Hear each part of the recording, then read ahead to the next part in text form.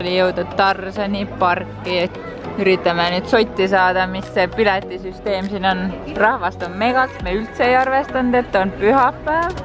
Aga saame hakkama 28 kraadi. Kell 2 päeval on pikk järjekord. Meie lastel on kohe kutsehaigus, sellepärast et tuudid on kohe vaja ära proovida.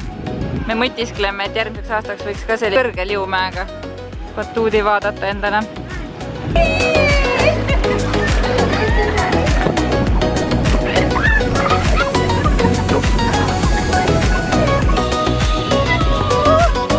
Jee! Tšau! Vaadake! See tundub päris jõle, lapsed kisasid siin ka korralikult. Nemad naersid. Sulle vist on veits väike või? Suurem poiss juba läheb. Alates siuke 5-aastastega on siin idekas olla, siis nad saavad nagu asju juba ise teha. Väiksematega peab ikka rohkem ise tegema ja kõiki asju põhimõtteliselt saab 2 tiiru teha.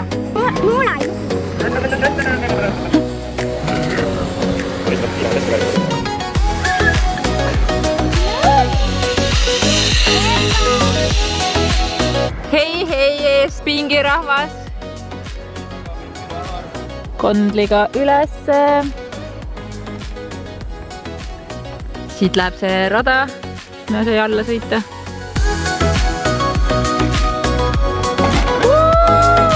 Seal all lähevad, sõidavad. Sikke liikluslinnaks.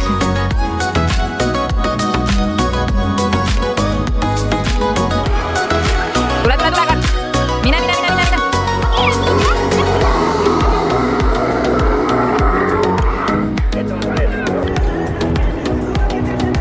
Palju batuute ja selle raha eest mega äge. Tarzani park läbitud. Me saame täpsemalt rääkida, mis oli. Meie ees maksime 30 € 3–6-aastase pilet.